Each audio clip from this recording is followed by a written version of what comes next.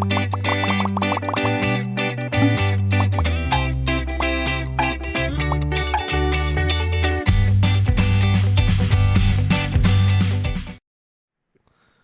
everyone, and welcome to episode 121. Jared makes his return. Yeah, I'm here. Palindrome. Jared only shows up for the palindrome episode. Yep. So, I don't get that reference. 121. Frontwards, backwards. Same thing. Okay. I thought you were trying to reference the hand cannon. You thought I was talking about the hand cannon, right? The Void hand cannon. The Void 140. I was like, this is the last week for hung jury, isn't it? Or is that next week? Yeah. I think that's this week. I thought I saw. Yeah. I don't know. We'll talk about it later. Yeah. We still got, what, 2 more shots at the Adept hung jury? Yeah. Not a big fan of it. I mean, I guess we have infinite shots at it technically, but we have 2 left. Yeah. 2 GMs, the disgraced and the corrupted. Yeah. Mm-hmm. Saving the thes for last. Yeah.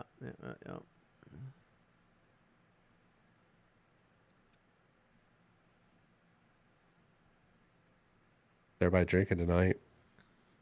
Water. Water. Man. Water. Proud member of the Hydro Hydro homies. The plant had I think 2 ACs are out right now, and sheesh. the humidity's up. It's probably definitely 82, 83 inside. I started to say, was it like a cool 85 in there today? Yeah. Mm-hmm. And then certain parts of the building still had their AC running, and you go in, it's like you're walking into an ice room. So. Or heaven. Yep.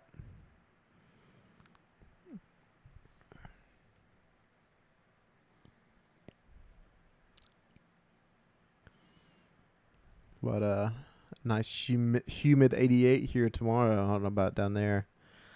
But last week in California, I think the highest out when we was out there was 74. And then when you got to the beach, it cooled down to 65 with a constant breeze. So it's just wow. Yeah. Bunch of jerks. It was a humid 93 here today. And then it was so hot and humid it rained. And then just got hotter after that. So sorry, man. yeah, I can tell. Tell by your tone how sorry you are.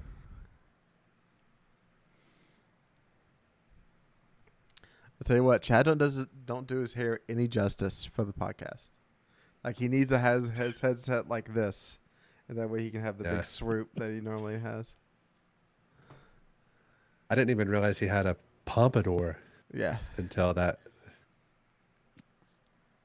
I thought he was going to start doing the Conan O'Brien dance, you know?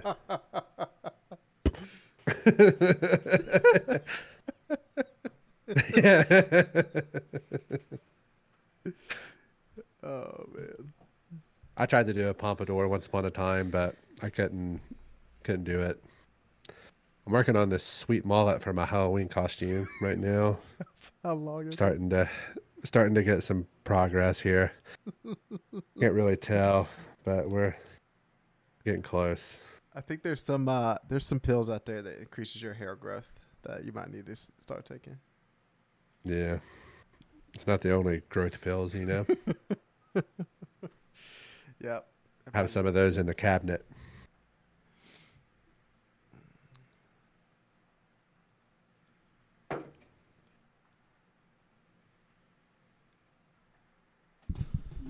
Oh man.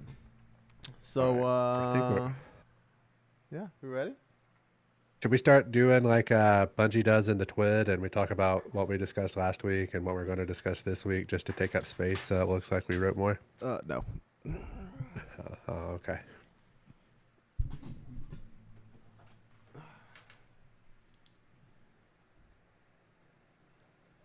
Oh, I don't think we're discussing it in the show, but I want to say that based upon what leaked out on Twitter this week, maybe even last week, uh, we are officially a Team DMG podcast now. I know I was the holdout for the Cosmo, but after seeing all the stuff DMG went through and Oh, with his stalker and all that stuff, so full support for DMG. Dylan's cool dude. Whenever we did our rating against cancer year one, he showed up and he shouted us out on Twitter and showed up for us. So he'll always have a special place in my heart. he was always about getting that bread, and he had like the bread emoji, and then like everything else. Yeah. Was, I like that a lot. That was a good time. Yeah.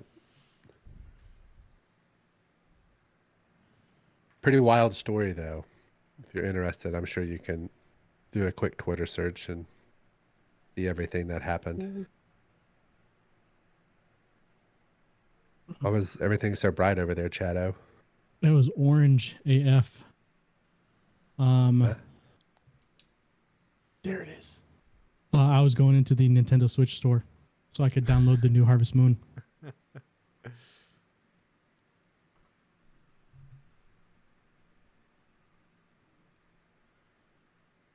Never really put you as a Harvest Moon fella. Oh, hell yeah, baby. Harvest Moon's the best. It's a good change of pace from murdering a bunch of people. You know what I mean? Mm-hmm. You go from murder to Yeah. farming and then back to murder. It's great. I need a game that is a little more farming than Minecraft, but a lot less farming than like Farming Simulator. So I need something there's a new like update to somewhere in Minecraft. the middle. Okay. So me and Nina's talking about getting back into Minecraft and starting a whole new world and starting fresh. Okay. What's And, the what's in the new She's got update? super excited about the new update. I haven't dove into it yet.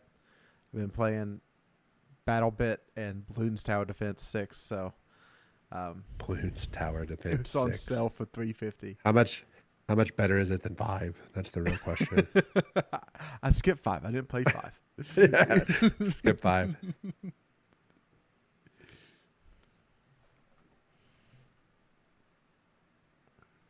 I mean, we all know it'll never get better than 4, but we'll just Man, I forgot which version was out when I was in high school because I played that a lot. the only tower defense game I ever played was the South Park tower defense game that came out on like Xbox 360. Oh, I do remember that. I didn't play it though. It was hard, super hard. Either that or I'm super dumb. I'm not sure. Possibly both. But it was could never make it real far. Like I would get overwhelmed very easily. But I was pretty good at the tower defense game that was in the Final Fantasy 7 remake DLC. I beat that one on like hard mode. So I don't feel like I'm terrible at those games. I don't think I'm good at those games, but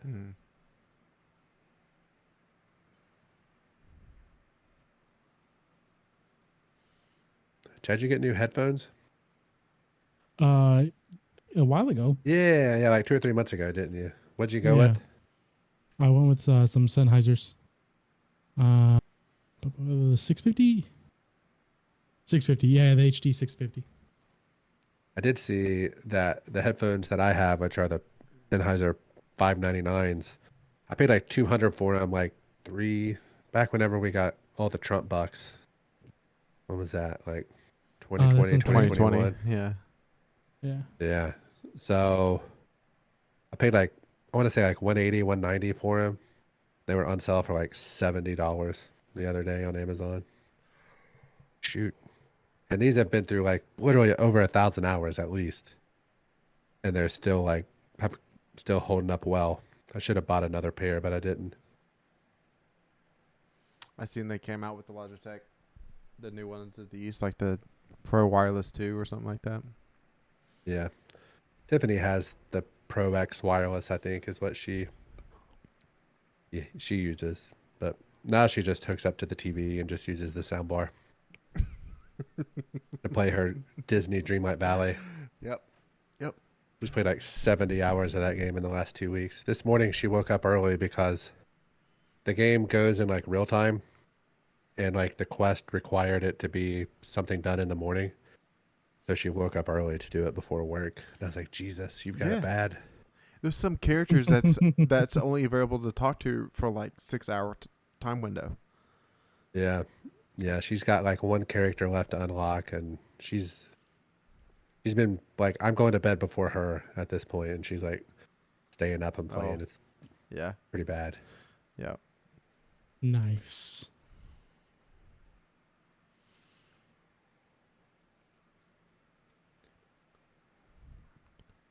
All right, let's get this show on the road. Yeah. Yeah.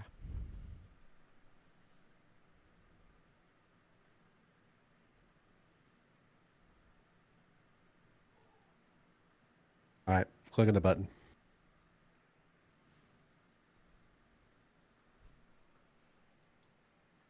Eyes up, Guardian. We are live for episode 121 of the Conqueror's Corner podcast. Today is July the 13th, and I am the Destiny bad boy, NotRyanFox.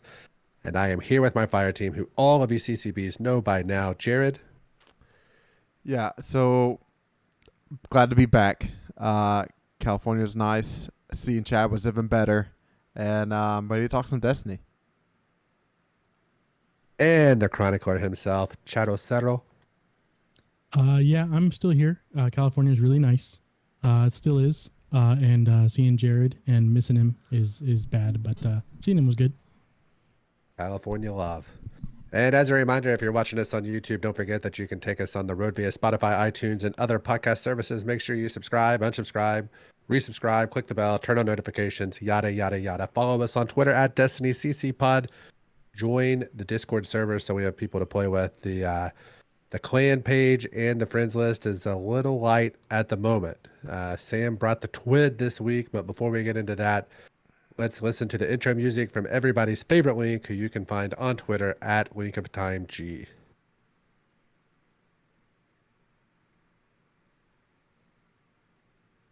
All right, so apparently none of that recorded Okay. well. Because I was thinking, I was That's what looking I at thought. it, and I was just like, that doesn't That's seem what I like the thought. podcast kicked off.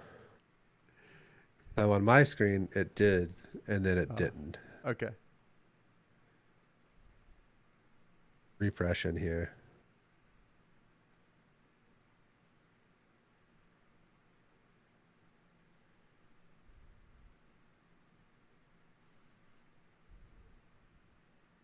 I'm deleting this room and starting another one. I'll send you an invite in just a Okay. second.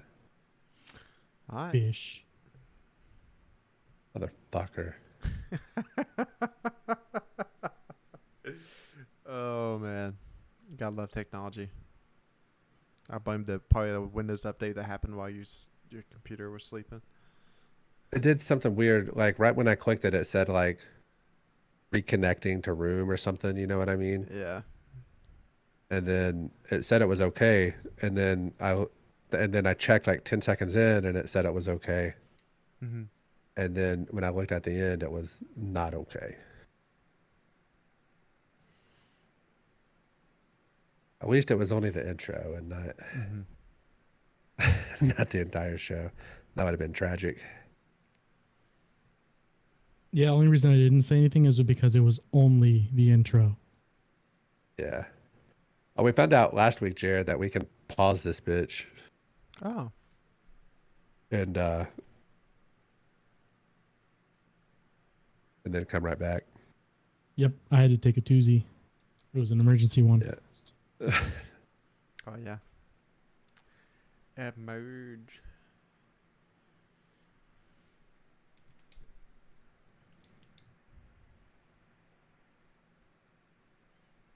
It's chemical. There we go. I'm in there, dog. Everybody got squiggles. Squiggle. I think so. Yep, I see him. Clicking the button. Eyes up, Guardians. We are live for the second time. for episode 121 of the Conqueror's Corner podcast. Today is July the 13th. I am the Destiny bad boy, not Ryan Fox, and I am here with my fire team, who all of you CCPs know by now. Jared? Yeah, I'm back from California. California is great, and meeting Chad in person was even better than that. So, and also Raider Fred, shout out. And the chronicler himself, Chadocero. I'm still here, California. It's still great. And Raider Fred and I miss you, Jared. So you have to come back soon. And as a reminder, if you're watching this on YouTube, don't forget that you can take us on the road via Spotify, iTunes, and other podcast services. Make sure you subscribe, unsubscribe, resubscribe, click the bell, turn on notifications, yada, yada, yada. Don't forget to follow us on Twitter at DestinyCCPod and join our Discord server. The clan page and the friends list is looking a little light right now. We are going to get into the TWID, which was brought to us by Sam this week. But before we get into that, let's listen to the intro music from everybody's favorite Link, who you can find on Twitter at LinkOfTimeG. That was 115, Shadow. It's 33 seconds, right? 33. 115, 30, 48.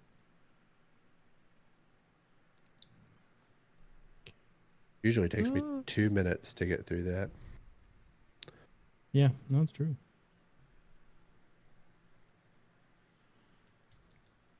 Looking at it again.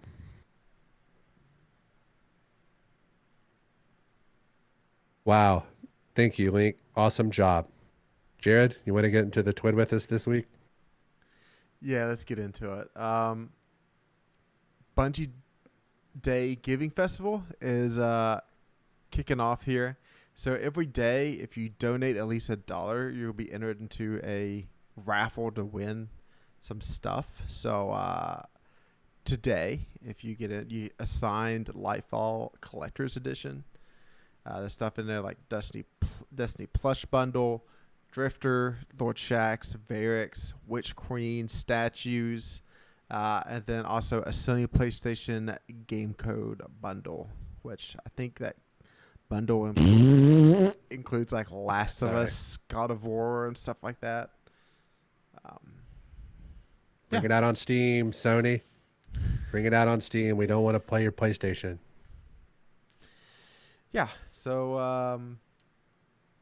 if I get in there at all, my guess, if I had to choose one to win, which I've been playing the lottery this week, haven't won anything with that. Maybe tomorrow night the Powerball is in my favor. But, man, that Witch Queen statue is pretty sweet, in my opinion. There's only one right answer to this. It's definitely the Drifter collectible bundle. Distant second, but second, in my opinion, would be Chad's homie, Lord Shaxx. The helmet stayed on. Right. All right, so let's get into mid-season Crucible update. So it's not quite out yet. It's coming out on the 7/18, but there is 2 patch notes that they missed and they wanted to sneak in, so we didn't forget about it. They fixed a few out-of-bounds spots on various maps. No details. So they fixed that. And then Whisper of Chains reduced damage reduction in PvP from 15% to 5%.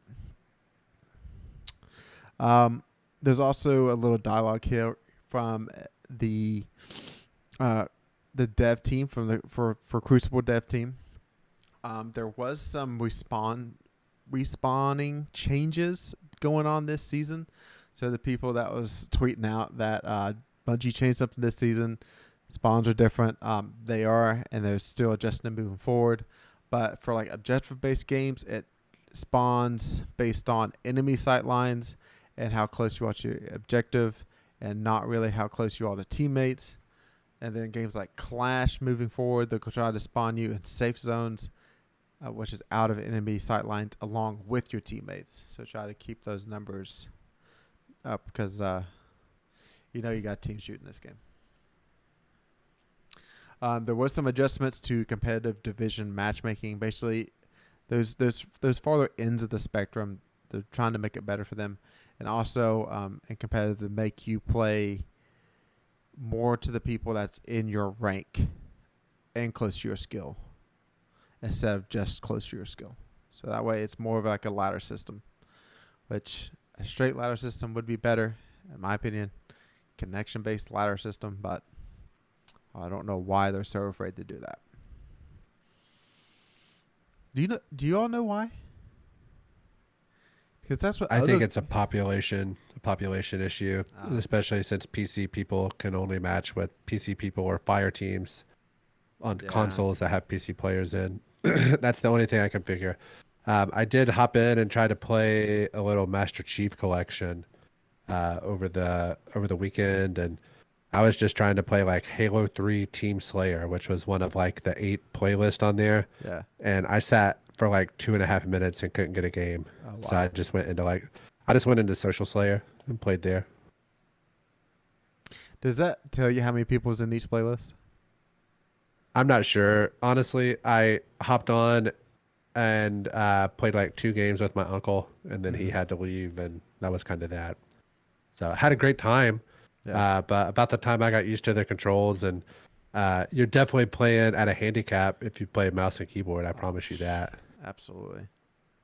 It was so obvious that I was just like there was no like sticky, like that stickiness, that friction. What is it? They call it reticle friction, I think is like the term they use for it.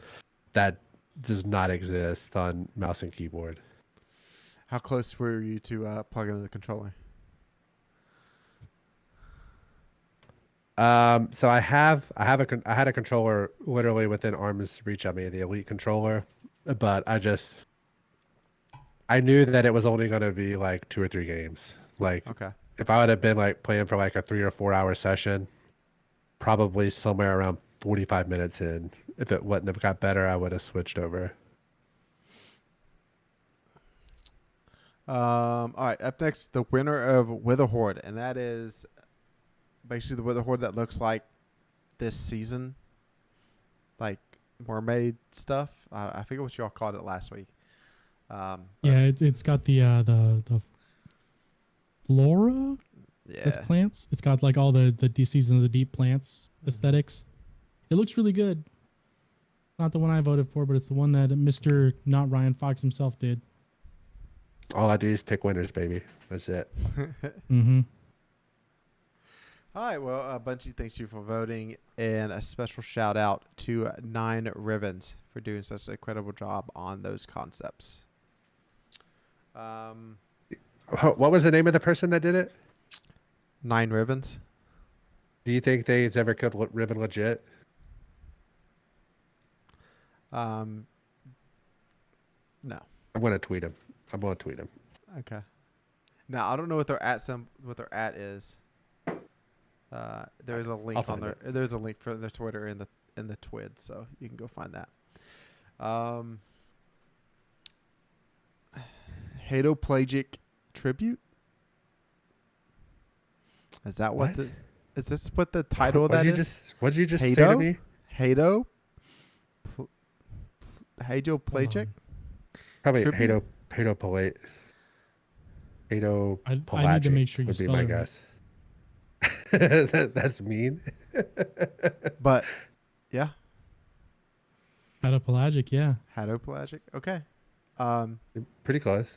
There it is. So if you did the new exotic quest, you get a new scout rifle, a stasis scout rifle to go into. And Bungie here talks about how they developed the catalyst to where it's enhances the gun, but it doesn't feel like you absolutely need it. And I think that's a stretch. I think anytime an exotic has a catalyst, you always feel like you need it because you feel like the gun's incomplete. But they wanted it to be strong in PvE, but not instantly slow people with a primary weapon in PvP.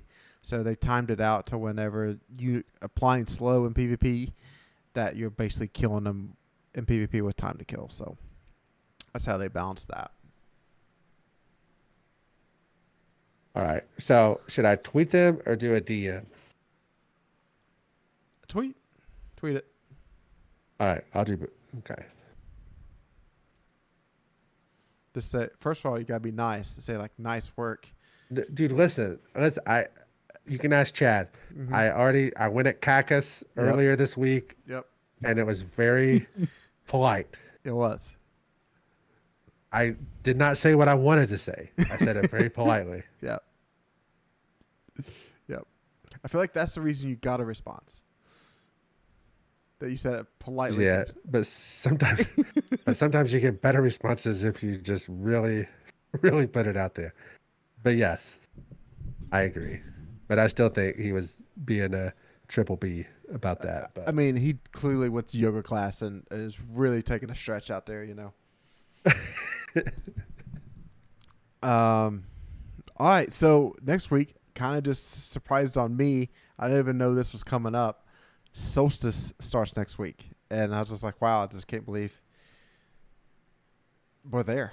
You know, I wouldn't say this season flew by, but I just can't believe it's hard for me to just comprehend that we're at that point. So solstice means getting armor, grinding the armor up, getting those special glows. If you've been around, there's a special European aerial zone that you can run around and kill some ads. This season, it is going to be a little bit more tougher than the previous seasons to get stuff done. So last year they streamlined the upgrade progress for all classes, and this year they worked on enemy density and overall difficulty of the bonfire bash. That's the part of the selectable playlist that you can select. Usually right beside Eva, you can select that in the tower. And they're implementing 2 new buffs to go with this. First one is Firebound, and this buff it's when you're close to a fire team member, you gained increased recovery and super regen.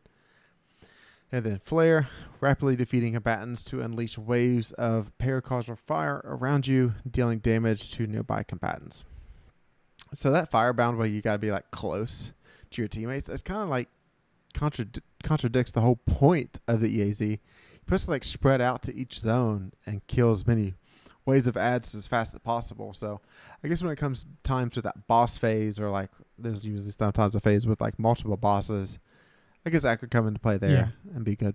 Yeah, so you flare when you split up and you're getting a bunch of multi kills. So that lets you just essentially you're just blowing up. You like a solar wave is just exploding out of you. So while you're split up, you're getting rapid defeats. You're sending out pulses of fire out. And then once you all get together for the boss, that's when Firebound comes into play. So I thought the same thing too. I'm like, I read Firebound. I'm like, well, that's the opposite of what you want to do. And then I read Flare. I'm like, oh, okay. They should have said Flare first. Mm-hmm.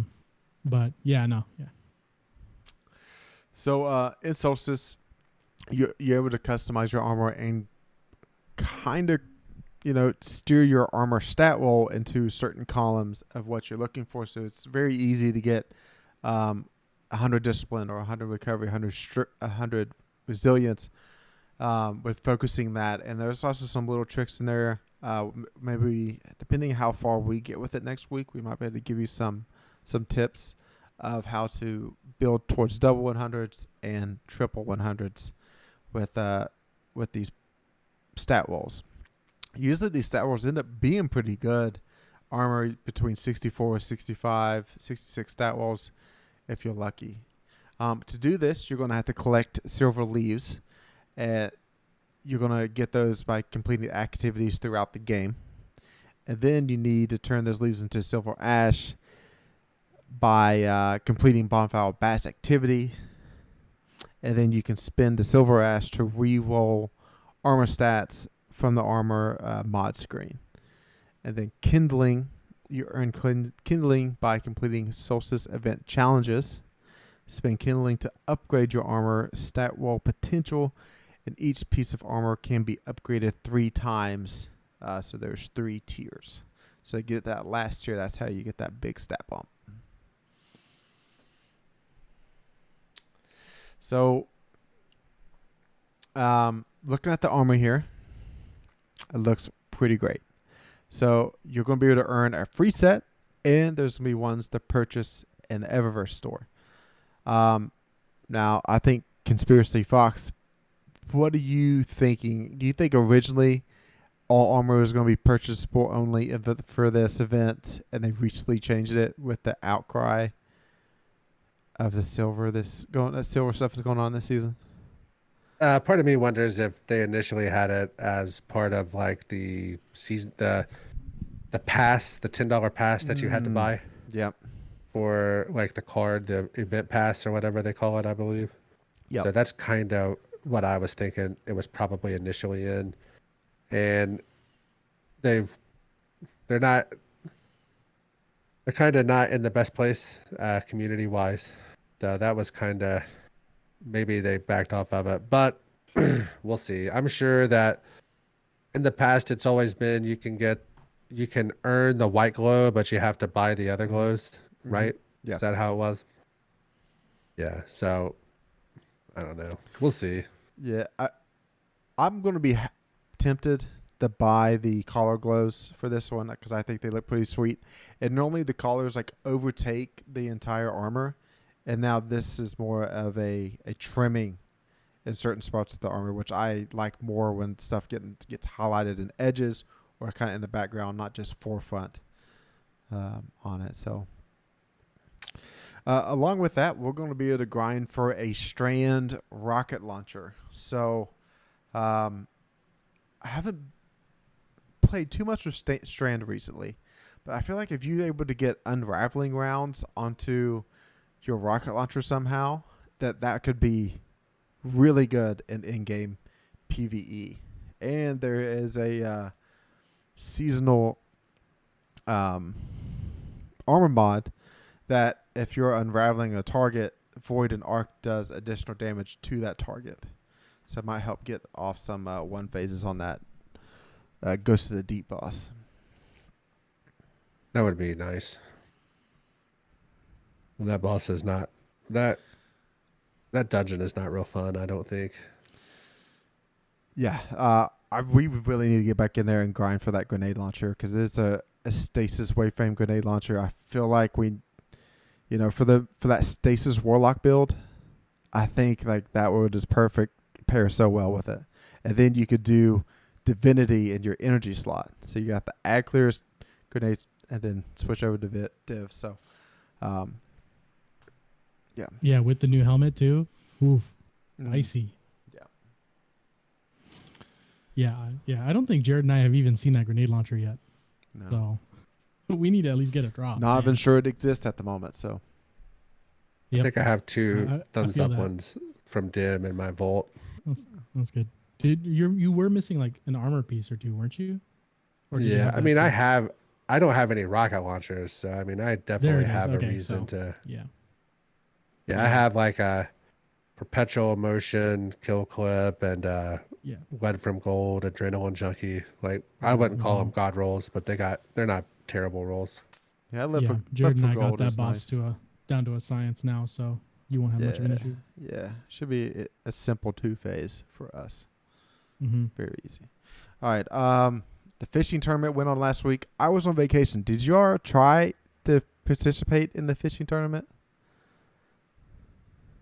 No, Okay. I look like Oh, I'm I look shaking like my head. I look like Bill Dance. I wear a Kentucky hat, not a Tennessee hat. So I that's I a tried that's a reading about Southern it. reference. I tried reading about it in the two TWABs that talked about it, and I'm like, I can't. I'm so fished out. I'm good. Mm-hmm. Chad saw don't- Derby and he was immediately out. He's like, I don't like anything that goes with that word. I don't like derbies. Oh man. Yeah, you ever been to a demolition derby? Yeah, that one sounds like fun. Okay. It sounds like fun. So you've never been. Well, no. Why would we have that here? All our cars are expensive. Yeah. We all have expensive cars. We don't have those poor cars that keep people in Appalachia. No, that's Uh, true. No, That's all what- the we the- driving around, but like, you don't see any clunkers because they have the emission check.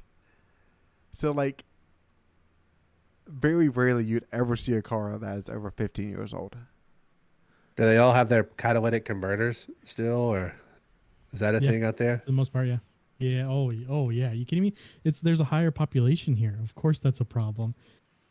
Like just Yeah, in my but dealership, back in the height of it, we were dealing with maybe 20 stolen cats in a week in the height of it.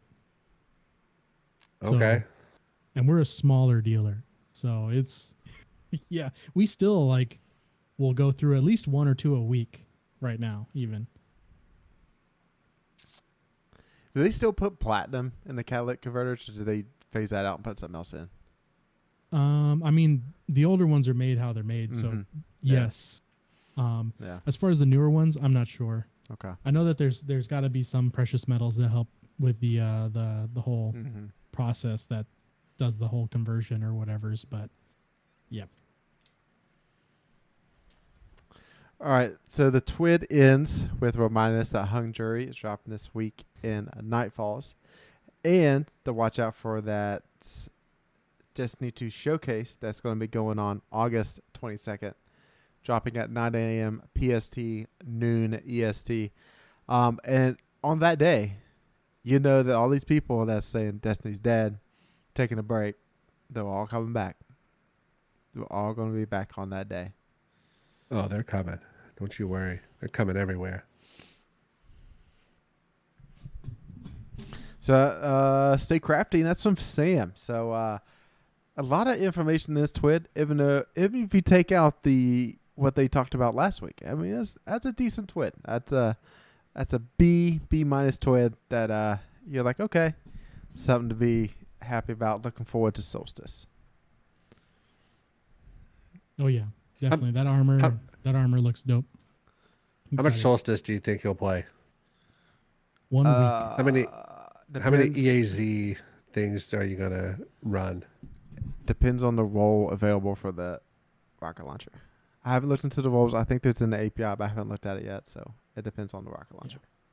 Enough to get my Titan done, and that's it. That's what I got. Oh, and the gilding, obviously, of Solstice. Oh, that's going to be a 3-week adventure probably. Yeah, maybe. Yeah. We'll find out. All right. So that takes us to 3 likes and 3 dislikes for the week. I'll go ahead and get us started here. My like, which is like meeting Chad and Fred. So I wasn't here last week whenever Chad got to give his update. Man, what an experience! Like Chad and Fred are the first people I've ever met that were like people that I just met purely through gaming or like through the internet, and actually ended up meeting in person that like I initiated, or like it was like through me. So that was a really cool experience, and I think our like friend group of people that's been playing Destiny like pretty hardcore for the last 3 or 4 years, or somehow everyone's connected now through meeting in person in some way, or a good portion of us. So we have to go back through and do the tracing, but I think That's pretty cool. I think so. yeah.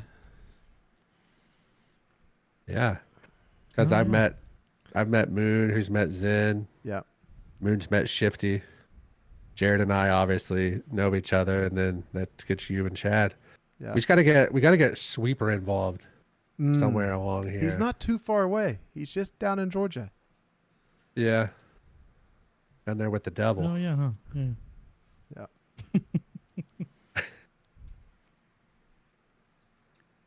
My like was we got to do some fun stuff this week. All the reason why I grind all this goofy stuff I hate. We got to run some grandmasters and some stuff that was difficult, and we got a little bit of revenge. First try, I like to add. So, but we'll discuss that here shortly. But it was a fun Destiny week, and I'm looking forward to probably one more week, and then we'll see where it goes from there. And my like is returning players through content. I know Jared's Good talked one. about it a little bit, but we've been running his wife through stuff. And Ryan, funnily enough, Ryan's been busy-ish. So I get on and there's like a solid 30, 45 minutes where it's me, Jared, and his wife, and we're like, hey, let's go do this thing. Let's do this thing, and you know, fishing and just stuff. Mhm. But you know, we got on the books to get her through tier 7 deep dive if we get the chance. Get her through through the exotic mission, and even though she isn't feeling great right now, she wants to do it, and that's Yeah. like, oh yeah, hell yeah, let's do this. And like I'll join them on comms, and they'll be going through the story missions and stuff or doing whatever, and just hearing her be excited to play or trying to find something to do is cool. And Yeah. it helps me feel like, oh yeah, you know, I do want to play. You get that Because I'll contact get on and be high. like, I'll load up some Zelda right now and start, but they'll start talking about Destiny, what they're doing. I'm like, you know what? Yeah, let's play some with them. So that's been nice. And then my dislike is that for me, apparently, tier 7 deep dives are impossible. It might have just been a last week thing. We haven't tried this week without with cold touch not being a thing. I think it rotates out. But yeah. We last week Ryan and I tried 3 times, and the closest we got was within, like, if we were 5 seconds faster, we would have had it. And it's so sad to see, like, the guy running at the goalpost, and just game cuts out, and you're like, you son of a gun, we would have had that, but nope. Yeah, we were close, and the crazy part is the first time I did that, I did it with complete randoms, and then we invite Jared in, and it was the same. Like, got close. We were probably 10 or 15 seconds away again. So I don't know. It's kind of tough to swallow. So my dislike. This is going to be controversial. I did not really care for the exotic mission all that much. I didn't care for the lead up to the exotic mission, like what you had to do to trigger it. The only thing that I liked about it was that technically you didn't really have to do it. Like, if you got lucky and one of your buddies did all the fishing for 3 hours, you could get bailed out of it and not have to do it.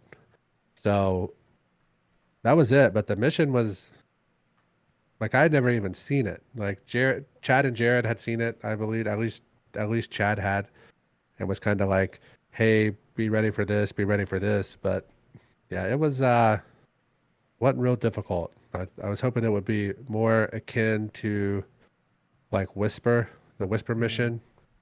That's kind of like you have to platform well in order to give yourself time to complete the fight portion. But you know, I was hoping it would be more like that, but it wasn't, and that destiny is gone. So the faster I realize that, the less disappointed I'll be. But yeah, that was my dislike. My dislike is that fishing is over. So, like, the mystery behind it, when do you gonna get exotic fish to drop? All getting excited that if exotic fish finally dropped. It's done now. It's like, I'll still fish some here or there, especially throwing on like a YouTube video or something. But any kind of like surprising it, like, there's nothing else is going to be happening with fishing. So that's my dislike. All right. Next up, we got GM notes. So when I got back, we was able to do a couple more GMs. And the first one, we did complete the PsyOps battleground for the moon on the first try coming back. So pretty typical for us to struggle for one night or two and be like, all right, take like 5, 6, 7 days off, and all of a sudden we come back and just do it first try. So yeah, we talked strategy, I think, a couple times for that, but 2 Banner Shield Titans and a well lock, it can go a long way to really helping you out. Yeah, so there's basically like three parts to that strike. You have like the first area where you spawn in, the middle room where you have to dunk the 12 tributes, and then the boss room. So that's really kind of all that you really need to get a plan for each room, and you're good to go. It's not like you're going to die running in between the encounters. Best thing you can do. We did pretty well with the divinity. It was kind of nice because we could take the champions out pretty quick. The only change I made, I went from auto rifle to hand cannon in order to be able to handle the unstops as opposed to the anti-barriers, which made a big help for me. I ran the Phoenix protocol because you could get your super back real quick with it, and it was a pretty fun time. The boss room, the first two phases we hugged the left side. The final phase we went to the right side. If I had to do it over, I would say hug the left side for the first encounter, and then hug the right side for the second or the first phase, and then the right side for the second and third phase up high. If you're from where you enter the room, in the phase where there's two of the wizards, you're gonna have one like closer to the flag on the left, and then furthest from the flag on the right. So if you are able to kind of get here, you can cover yourself from both. And I think that's the play. I think that the next time we do it, if we do that, I think we'll beat it pretty quick. Tribute room, try to have just try to stick together and just rotate through the room as a group, but stay towards the back part of the room. That way you kind of have cover. You're not worried about getting flanked too much. That would be my main advice. What about you guys? Yeah, after you get that first dunk off in the tribute room, the first four of them, you can go as in like you're leaving that room and give yourself a lot of space to where you can sit back there and plink off some acolytes and get some tributes to fall. Doing that, I think you can definitely do a lot more with Invisible Hunter than just go through and collect the tributes, go dunk them, stay invis, and get back. So, the Wishender as a primary exotic weapon with anti-barrier is very good, and I put on the heavy scout to where if I got a founder brick, my teammates also got a heavy founder brick, and exotics help you make more of those. So I think a primary exotic is a good call. Yeah, I definitely would try that same loadout myself next time on that one. If I run other people through, probably try that one out. Definitely the you got to be very liberal with your usage of the banner shield if you're running Ursa's, and it's something I have to get back into the mode in when we're doing GMs with Ursa. Is that if I have a super, I can use it. If anybody's taken down, just use it. As long as you plant yourself in the right space, you're going to get 50% of it back. If your homies are using their wells in the right time, or your other guy is using another banner, you're good. They're going to be dropping orbs, and you're going to get it very quickly. So just making sure you're using it as much as needed to cover, to give extra DPS if needed. Just don't be scared to use it. That's just a general note, because you always, well, maybe I'll need it later. It's like, well, if you all die, there's no later anymore. So just use it if you need to, and keep it rolling. All right, we also completed, was it Fallen Saber again? No. It was Devil's Lair. Oh, Devil's Lair. Oh, Yeah. That is the perfect beginner GM. If you think you're ready Agreed. for GMs, Devil's Lair is it's been around since D1 Alpha, right? Wasn't that strike? That was the it was definitely the beta strike. The alpha was a Yep. PlayStation only thing, so Oh, I okay. wasn't able to play the alpha. But I did play the beta on Xbox One, and that was definitely the strike that was in the beta, 100%.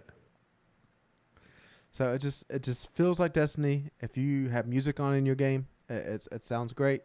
I now subscribe to music completely off in the game, and man, it's the right mix of anti-barrier and overload, and then some ads.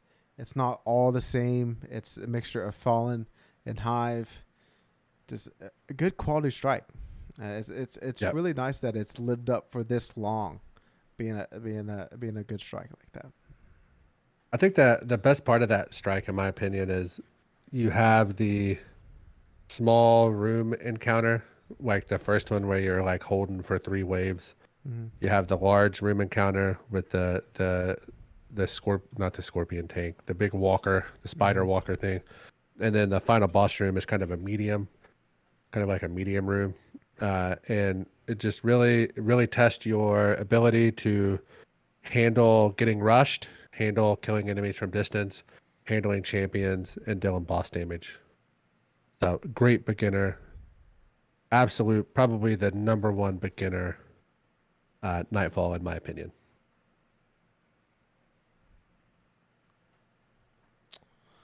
All right, so that's it for GM notes for the week, and now it's time for Gambling Corner. Fox, what's going on? All right, so Gambling Corner, we've had a little bit that's kind of rolled over from vacations and just life in general, that type of stuff. But we did have, Jared, I hope that you have this written down on your little notepad. We guessed the total amount of deaths, and we were doing the 2 GMs. Mm-hmm. The 2 GMs that we had chosen were the Fallen Saber as well as the Psyops Battleground Moon. And we got both of those completed. Psyops Battleground Moon, I had 8 deaths. Jared had 7 deaths. Chad had 6 deaths. So that is a total of 21. And then for the Fallen Saber, Jared had 2 deaths. I had 5 deaths. Chad had 2 deaths for a total of 9. So that was a total of 30 deaths. Our gambles were, I think I said 24. Yeah. You said Chad said 25, and Jared said 17 or something like that. Yeah. 19. Either way, Chad's the winner. He finally won. So we're gonna bump that glimmer count up. So the current glimmer standings, we have Chad at 9,000 glimmer. I am at 8,000 glimmer. And Jared is at 21,000 glimmer. So I'm in last place right now. Keep in mind that we start the season off with 10,000 glimmer. We have a little bet that we do every week. 95% of the time we complete it in that week. Sometimes it rolls over, just depending upon if life or those kind of things happen. And if we ever go bankrupt, then we have to delete a weapon out of our vault. The other 2 members of the podcast get to choose how much that weapon is worth. And Glimmer from 0 or from like 1,000 to 10,000, I guess, was how it would be. And yeah, so nobody's in grave danger right now of having to delete anything, but Jared has a very comfortable lead on there. I believe Jared has it in the I think you can see it on the stream, right, Jared? Or you did at one point get it on there. It's still on there. So keep up with that. And we always do live stream whenever we all get together to play here on the YouTube channel. You can go back and watch those. A little less. It's a little more in SFW than the podcast. Those are kind of whatever comes out. But we try our best to keep it PG-13 anyways. So we needed so we have 2 GMs left. And I was going to ask you guys, how do we want to do them separate but equal, or do them together and determine? We can do one where we try to determine who will have the most kills. Or actually, what if we do this? Let's choose one that we'll see who gets closest to the amount of deaths.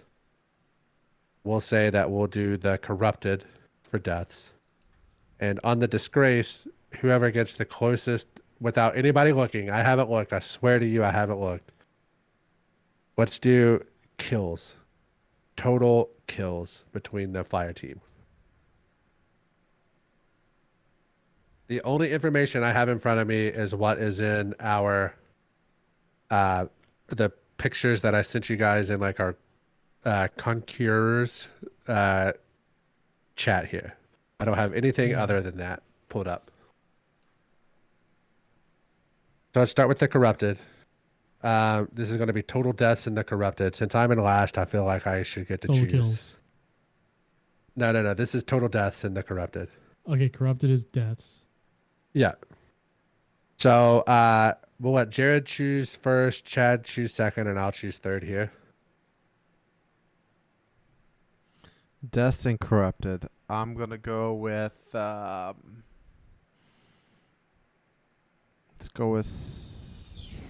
go with 13. Okay. All right.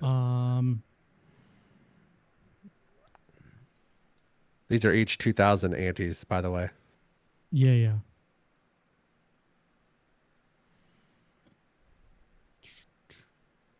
Total deaths. 13 isn't a bad guess because I think it only. I know it's real close. The number I had in my head was it's a good guess. real close to that. Yeah. Yeah.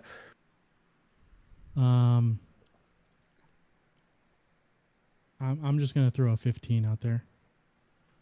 The number I initially had in my head was 11. So I'm gonna say 12, just to freeze out Jared. Okay. All right. And this is gonna be total kills, and this is the disgraced. Now, to make it interesting, if we do not complete it our first time, the kills carry. Oh, okay. Cumulative. Gotcha. So I'm gonna go last on this one since I went first. Yeah. I think that's fair. Do you want to flip the order? I don't even know. I don't even know. We'll snake draft it around here. So I'll go first, just since I'm at last time. I don't even. I want to ask a real dumb question. Which one is the disgraced? Which strike is it? Yeah, right? Omnigul. Okay, Omnigul. I feel like there are a lot of enemies in that strike. I feel like there's definitely more in that strike than in Fallen Saber. And we all have the Fallen Saber kill counts in front of us. So I'm not saying anything that the rest of us don't have. So I'm going to say...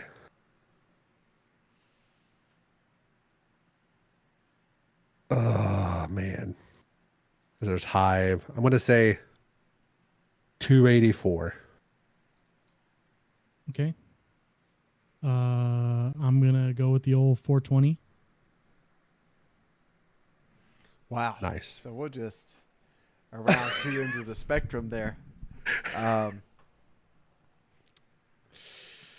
This is Guardian's Honor that nobody looked anything up. I didn't. Okay. No.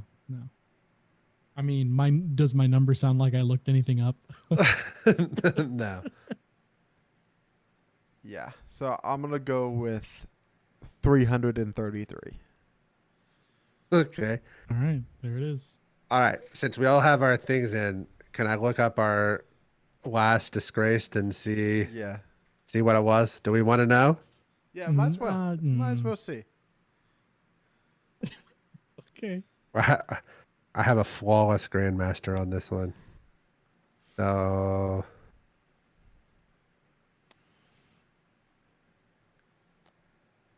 All right.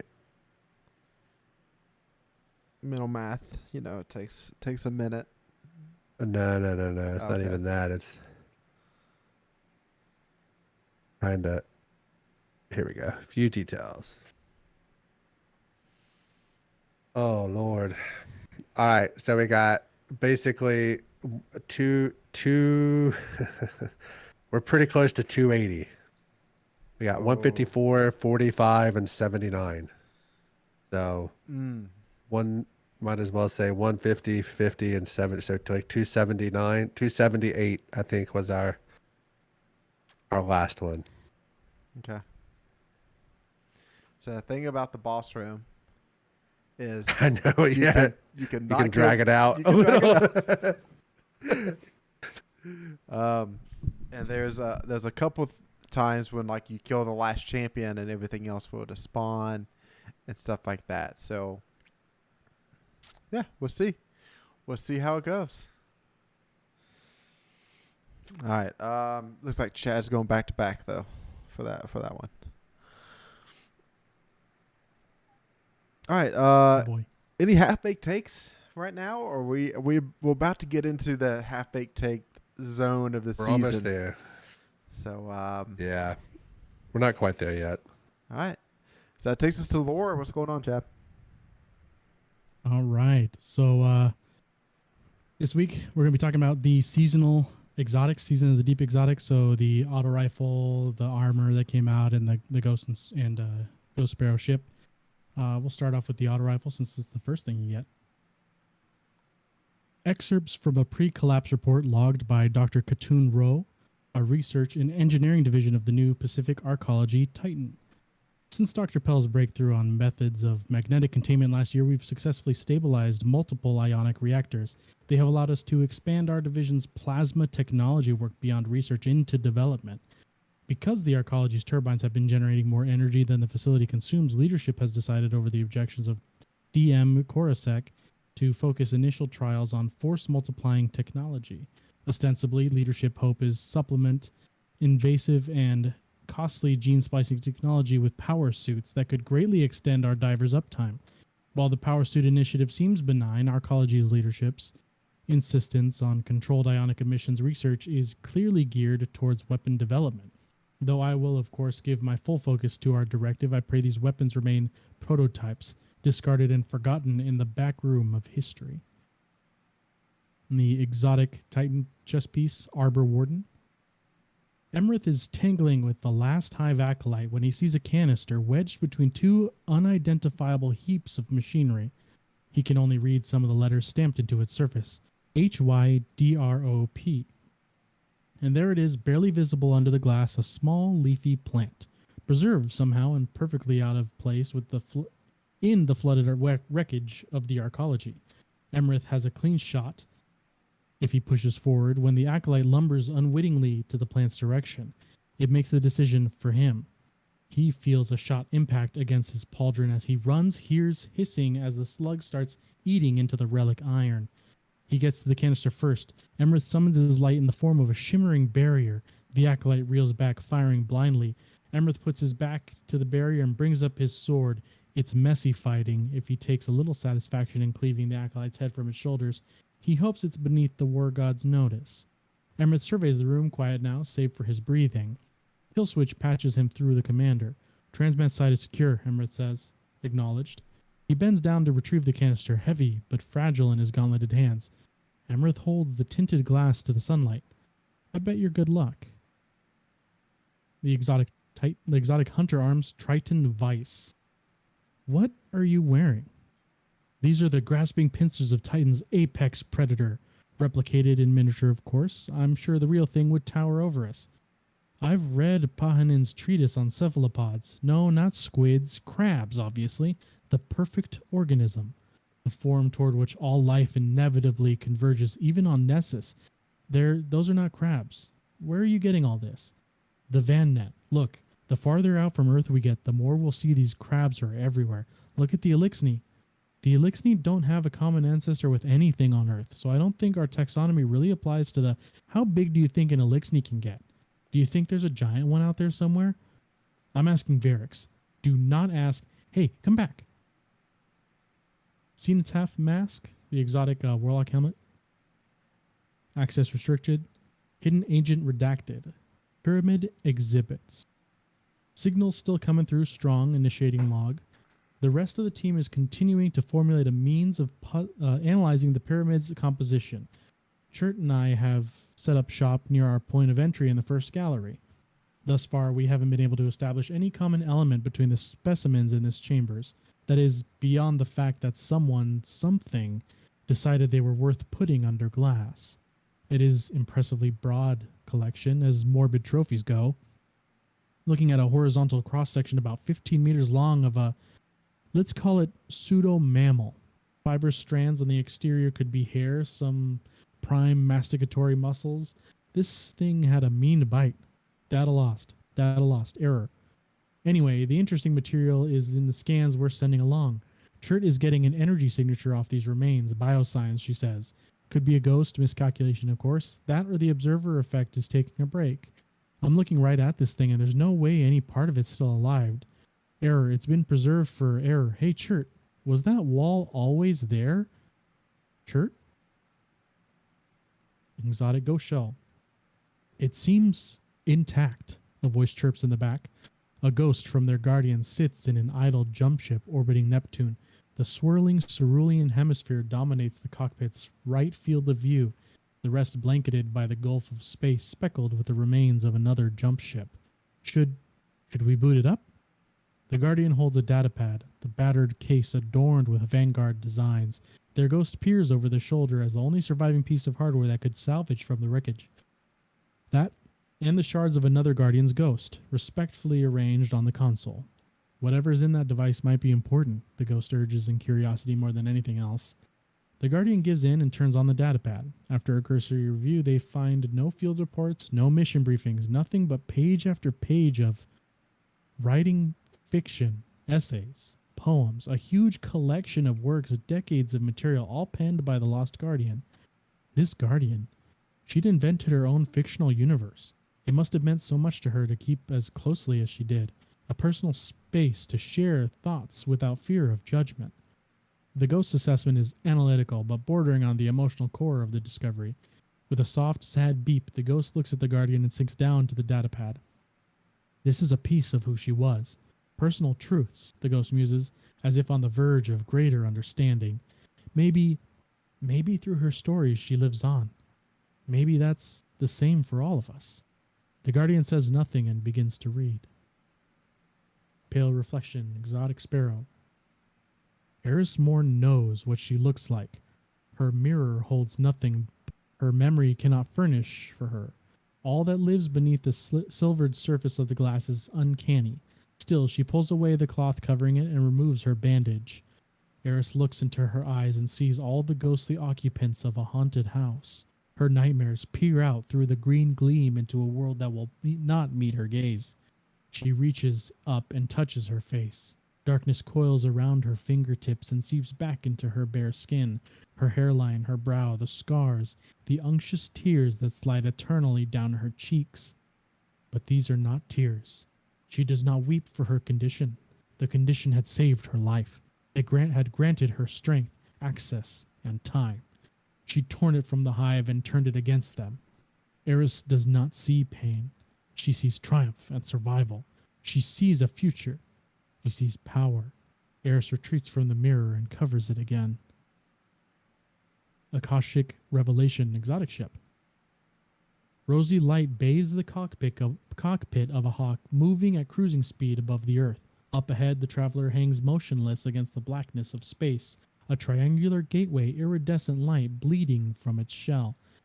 It was one thing volunteering for this mission, but sitting now on the precipice of the unknown, the Titan Joxer holds doubt close to his chest.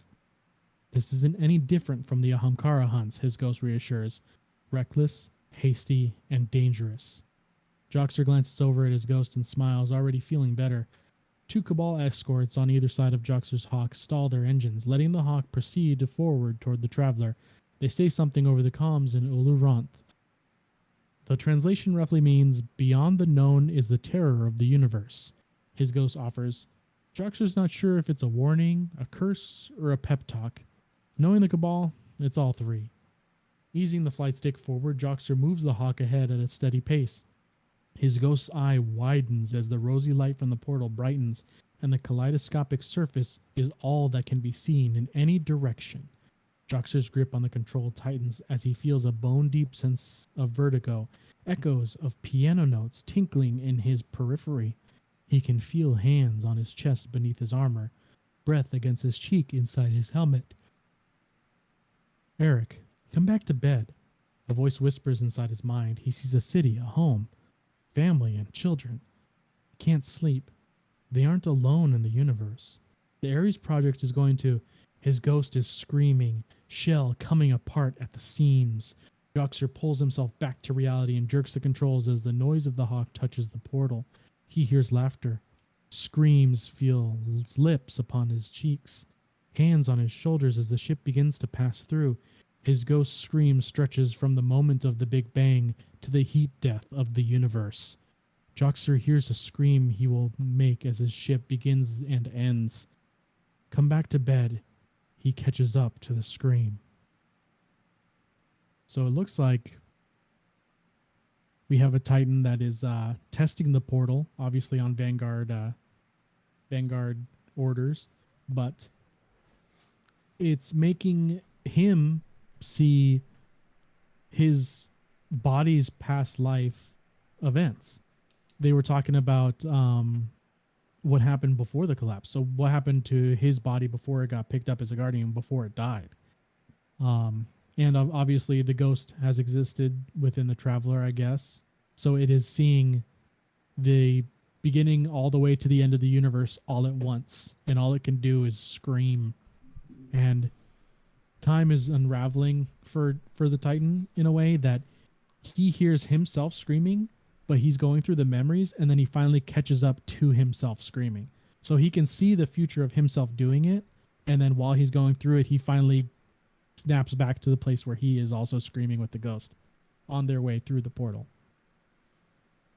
So being able to see a past life, that's a good hint. Mm-hmm. And that's not even like, that's the life of the body that got rezzed. So Yeah. Is that how they're going to reintroduce Destiny 1 to PC? ooh, maybe. It's going to be just through the portal. It's going to be just the D1 menu. Oh yeah. Hopefully with the D2 physics engine, hopefully. Yeah. Yeah. Yeah. It would be hard to go back to straight D1. It'd be trash. No mantling. Oh my gosh. Couldn't go back to that. All right. I guess we're gonna move on to the mailbag. Oh yeah. Mailbag? First question here. Any type of armor theme that you would really like that hasn't been released yet?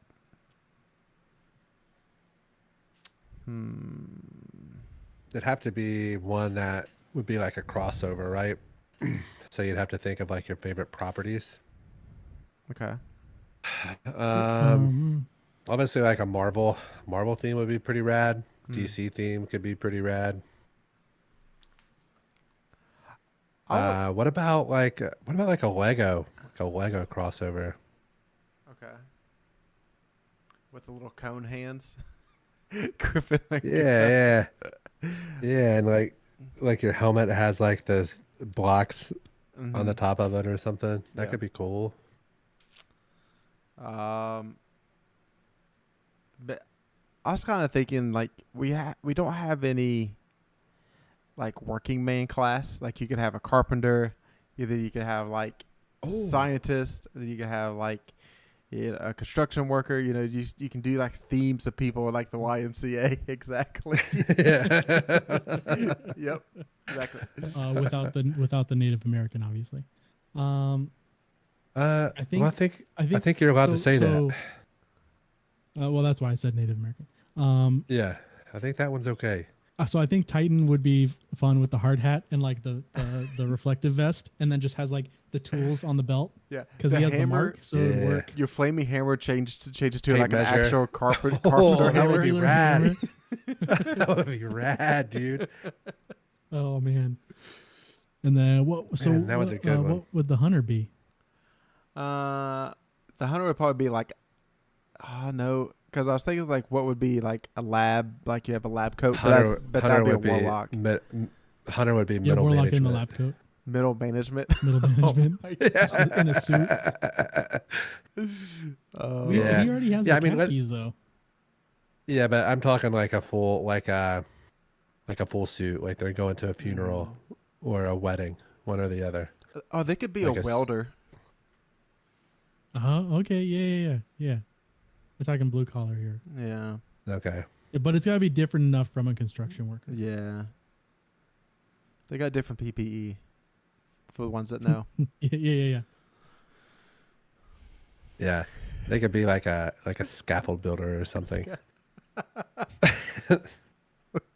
I mean, we all know warlocks would be the heavy equipment operators of the bunch, you know. Yeah. Mm-hmm. Oh man. But yeah, the construction thing would be really cool. Like the hammer, I really like that. They have like a nail pouch, you know what I mean? That has like a tape Yeah. measure, like a finisher with a tape measure where they like pull it out and wrap it around and like strangle the guy with it, and then it just zooms back into the. That could be cool. I don't know. I was thinking,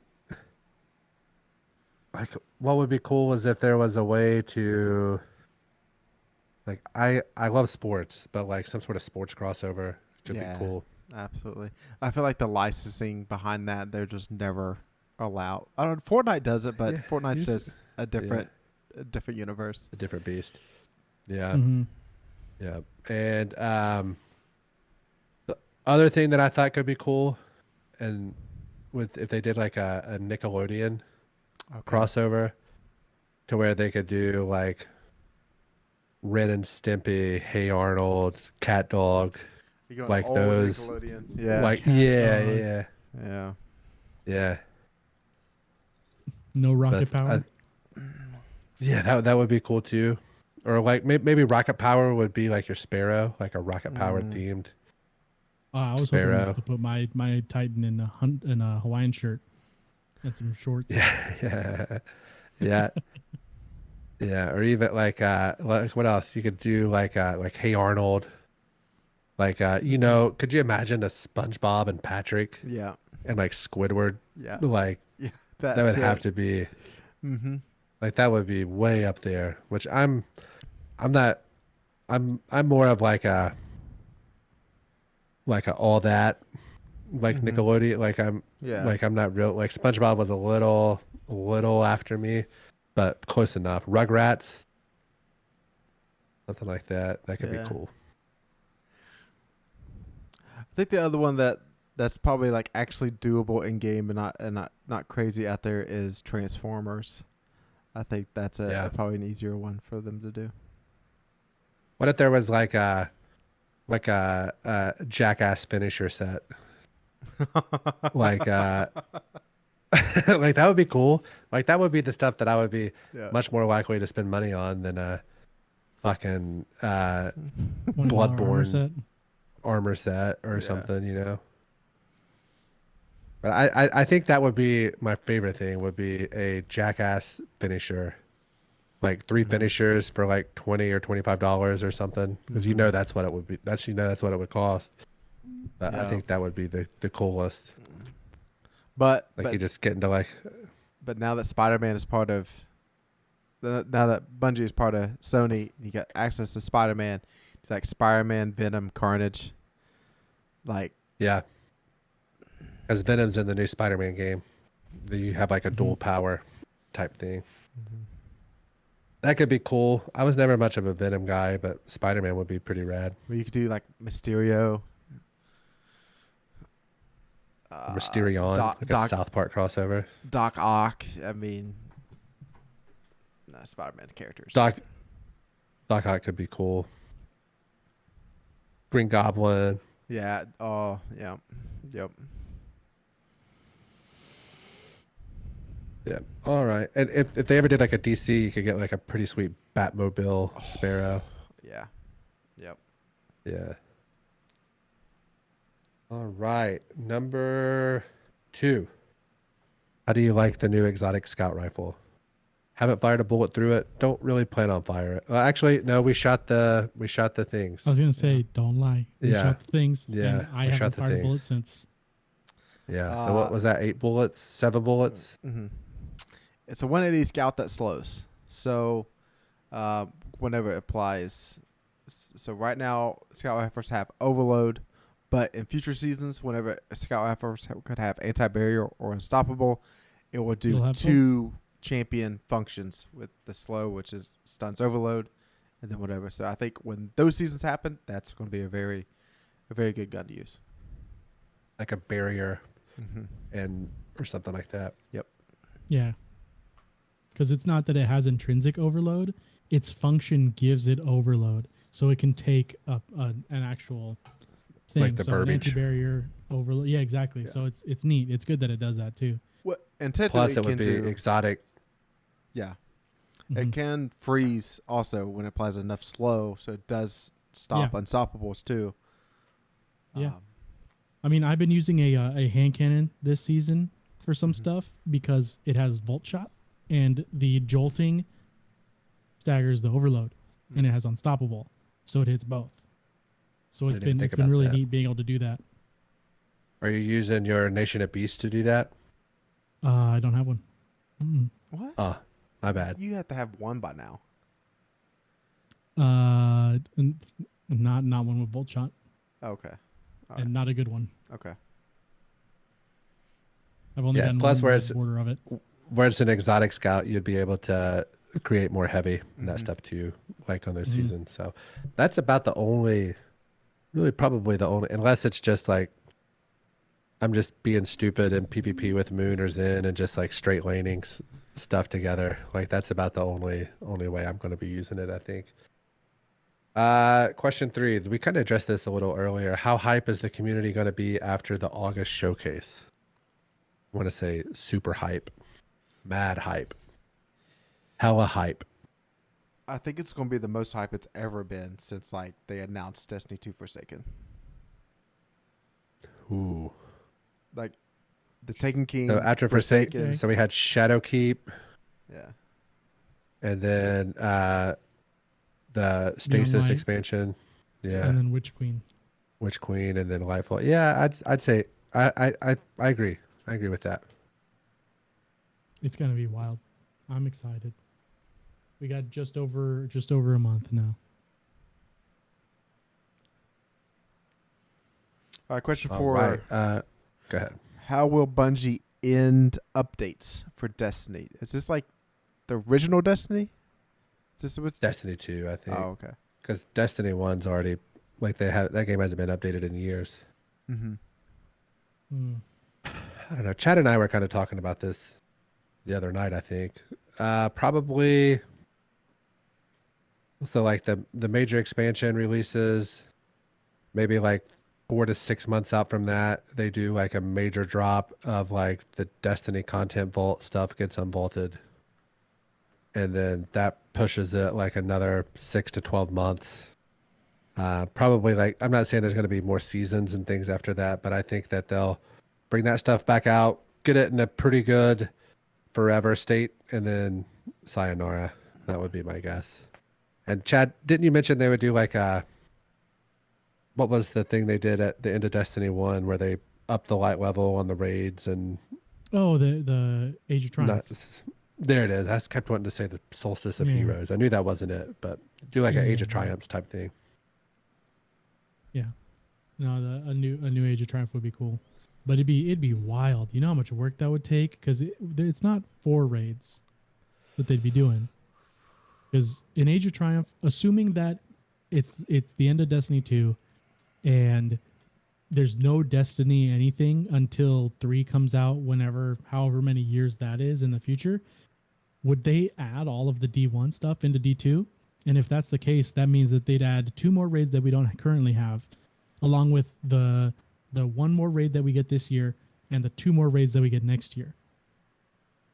It would probably depend on what the reprised raid is, right? That's coming next season. So I assume that's one of the D1 raids. Yeah, but then if they re-unvault, like the Leviathan and its two Eater and Spire, and then we have the one on Earth, the Black Armor one. We also got a Crown of And then we Sorrow, have Crown of Sorrow, Scourge of the Past. the Scourge of the Past. That's so many raids to make Age of Triumph's armor. Yeah, That's and a they ton. charge I mean, $25 they make $25 or $30 for it. They could easily do that, and it'd be wild. There'd be so much armor. There's not going to be seasons, right? Amazing. No. Yeah, Jared, no. do you expect there to be seasons? So after After the final season of Destiny 2. the final, After the final shape. After the final shape. Okay. Are you think there's going to be seasons?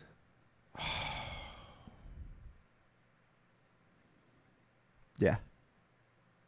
There, Okay. So yeah. I don't. Maybe one, maybe two. Okay. Two would be the most.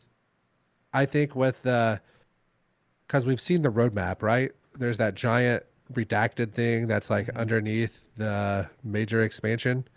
Like, I even if they don't bring back like Wrath of the Machine, let's assume that like Crota comes back, right? For the reprised raid and Wrath. Say they don't want to redo all the Siva stuff. So that one stays. But say they unvault Scourge, Crown, Leviathan, and the two, what they call them, like raid layers or something, I think was the official name for them. They bring those out. They bring back out maybe the Menagerie because it was like a fan favorite, and maybe like Reckoning or whatever, the thing with the bridge. Maybe they bring those back. Yeah, I was reckoning. They charge you like $25-$30 for that, like 6 to 9 months after, maybe in like the fall or the winter or something like that, and then that is what's used. Hell, even if it's a year out, they use that to push it another jump, and then maybe attach another season to it, maybe not, and then that's kind of where the game ends. That would be kind of what I think. I still think they want everybody to pay $100 come August. So they're gonna and that would be great. Yeah, so $60 for the expansion, $100 gets you that $30 or $40 little Age of Triumph thing. Okay.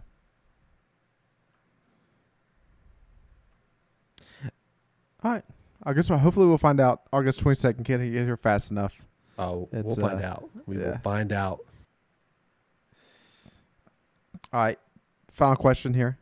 Toilet paper roll over the front or in the back along the wall?